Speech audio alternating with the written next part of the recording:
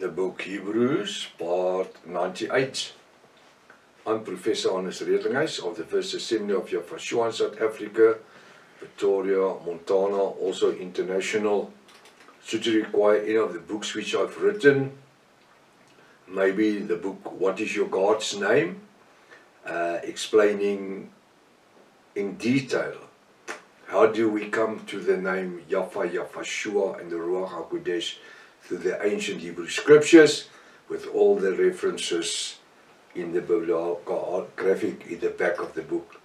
Should you require any information or have a question, please contact me at my WhatsApp number, +27 international code 020 +27, and the number is 0722 367 124. Just go to my website, https://yafah.co.za. If this is the first time that you are to participate in the study, you are very, very welcome, but please go to part 1, start from the beginning, because you've missed out on quite a bit of information. And believe me, you did miss out on quite a lot of information. Very important to subscribe to the channel in order to receive the different notifications of the other studies. Please send this to your friends and family. Make sure at least have a 1611 King James Bible, pen and a right notepad ready. Welcome to Breakfast with Prof. Hannes. I trust that this study this morning is going to be a blessing unto you. We're busy with Hebrews chapter 6. I'm just going to read verse 2 and then we continue in verse 3. Of the doctrine of baptism and laying on of hands, and of the resurrection of the dead, and of eternal judgment. Verse 3, and this will we do if Yafah permit. Now we've done that. We've moved past that. Now we need to advance spiritually, so that we can get into the revelation word. Now Apostle Paul says in verse 4, for it is impossible for those who were once enlightened and have tasted of heavenly gift and were made partakers of the Ruach HaKodesh. Now we must now listen very carefully. We must read every word. This is the scripture that the churches that believes in once saved, always saved, use to say that once you came to repentance, once you've been immersed, now they don't know about the name of Yafashua, but in the name of Yafashua, all the Father, Son, Holy Spirit, Jesus Christ, whatever, once you've done that and you fall back into sin, you actually can't sin anymore. They believe in once saved, always saved. And this is the scripture. And once we start unraveling this scripture, we will find that it sounds like, which they believe is scriptural, is right, which is not. Because Apostle Paul says we need to start the race and finish the race. This is where everybody starts, at where the shot will go off, the bang, and they will run the race. It's only the person that goes on over the white line first that will stand on the podium receiving the trophy. The second person is the first one that's a loser, because he hasn't won or she hasn't won.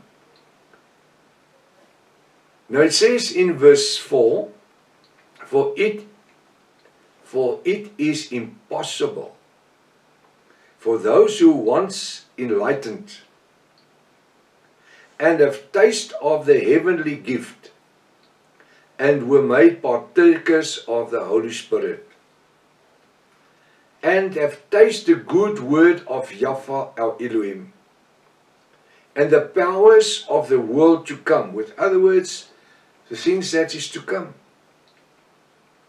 If they shall fall away, to renew them again unto repentance, seeing they crucified to themselves the Son of Yafah afresh, and put him to an open shame. Now that he must be a capital H at least.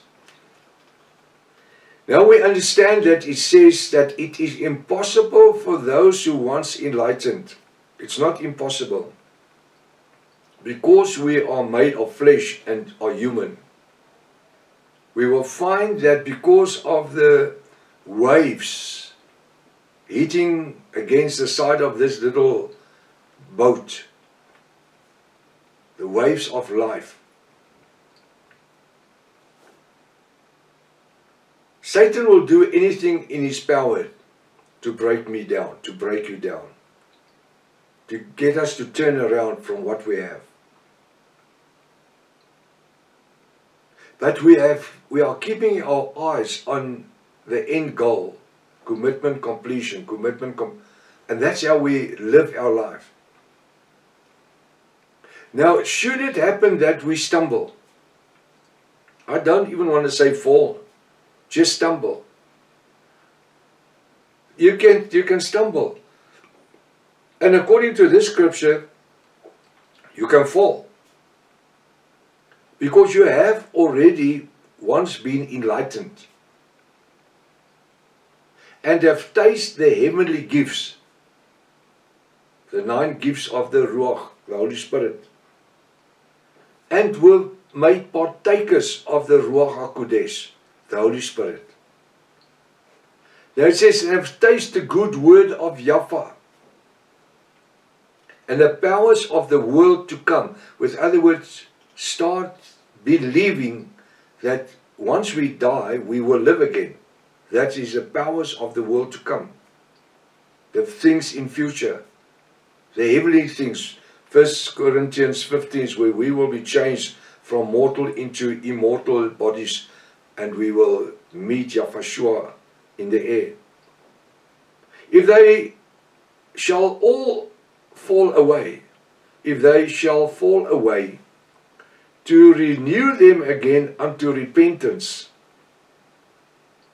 seeing they crucify to themselves the Son of Yahweh again afresh,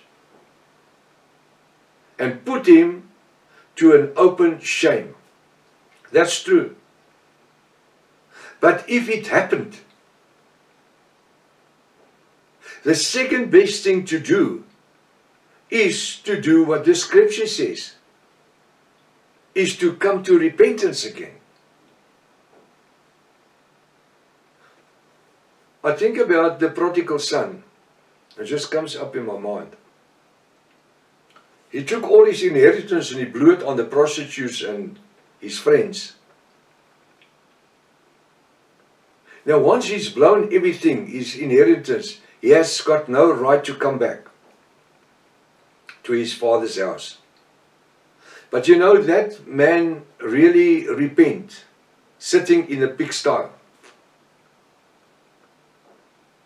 desired to eat from the pig's food.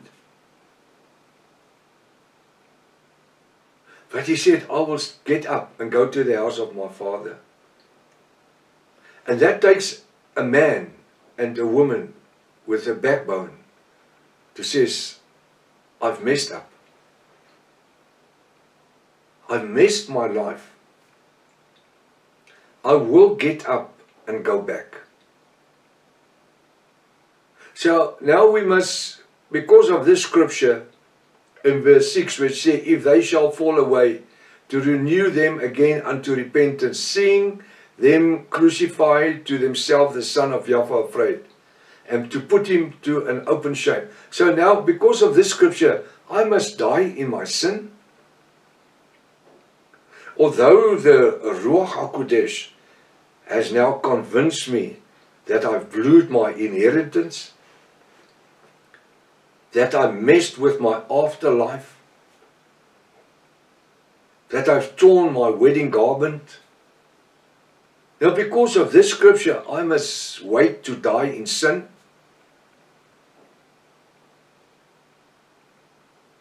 Isn't this what grace is?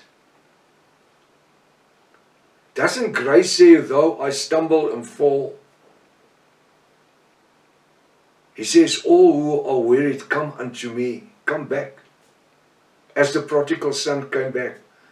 And when his father noticed him, when he saw him, he was so glad. Gave him a new cloak. He, don't call me your son. Let me be a servant unto thee.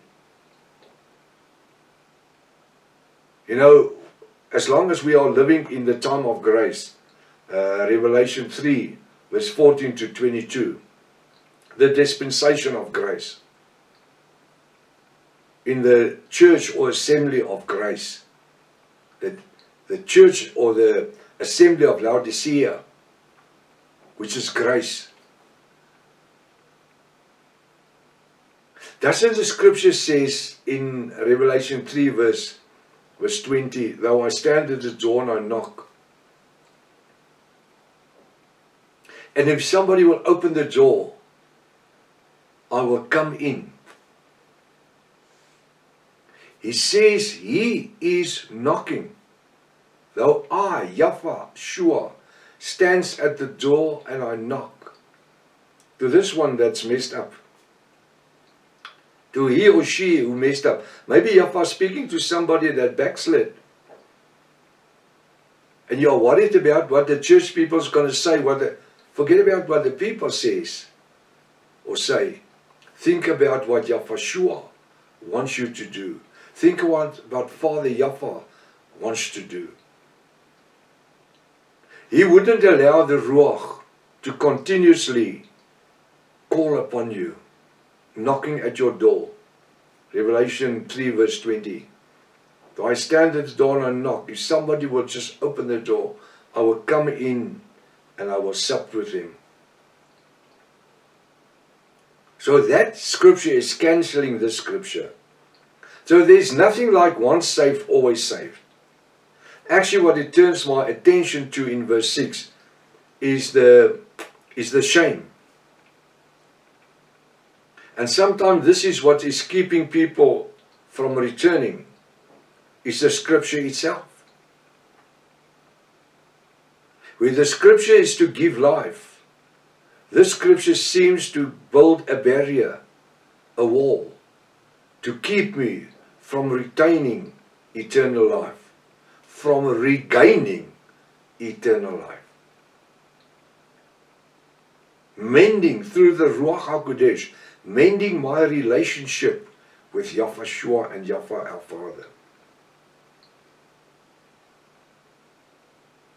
It says here in verse 7, for the earth which drinketh in the water that cometh off upon it, bringing forth herbs, meat for them who is to dress, receiveth blessing from Yahweh.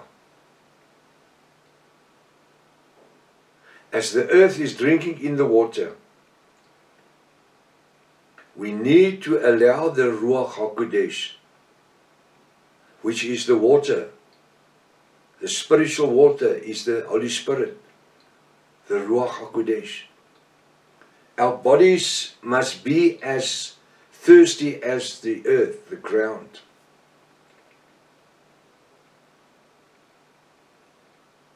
As he is calling my name again, it's for me to open the door, Revelation 3 verse 20, and invite him in. Invite Yahweh back in. You know, it's not always easily. Why? Because the relationship of confidence has been broken. And most of our time is ourselves. Soul's dimension. Ourselves. Allowing Satan to preach unto us. You are useless. You've backslid. You've made a mess. You messed up your inheritance. So what? If it happened, it happened. Must I now for the rest of my life live in sin, blocking out the voice of the Ruach HaKodesh, calling my name, calling me in? Now because of what people say, so what the Bible says here, I must now say no, I'm bound to be going to hell. I'm tailor-made for hell. That's a lie. That is what Satan wants you to believe. Yahushua is standing, he says, those that are weary, those who sit backslid, those that made mistakes, come. I will give you rest. You know, another scripture that comes to mind is when the Pharisees and the Sadducees brought the prostitute to Yahushua, which they caught her where she was having a relationship, having sex with a man. And Yahushua, now I just wonder where was the man, because if they caught them, they should have been two, a man and a woman. But they only brought the woman. What does Yahushua do? He let the woman stand and he says, those who are without sin, your Pharisees, your Sadducees, you have all your kippas and your bears and your garments. On the outside you look like righteousness, but from the inside you're full of dead bones and worms. You look like the graves. Standing there judging her. And Yahushua picked up stones and he says, those of you, it says, woman, stand on your knees here. Because in those years, 2,000 years ago, it was part of the Jewish tradition to throw people with stones, kill them with stones. Like Stephen was killed with stones. Yahushua said, there's stones. Come on, you very nicely dressed Pharisees and Sadducees, pick up the stone. Those without sin, throw her with their first stone. And then he sat and he wrote in the ground. You know what he wrote? He wrote their sins. He wrote in the ground, in the earth. And as he looked up, there was nobody. And he asked the woman, now where is the people that actually was accusing you? She said they all left. He says, go and sin no more. That is grace. Grace said, go and sin no more. Now, we're not done. If it's Father's will, tomorrow morning I'm going to continue on verse 7. Till tomorrow morning, Maranatha. Yahushua is coming back again. Hallelujah.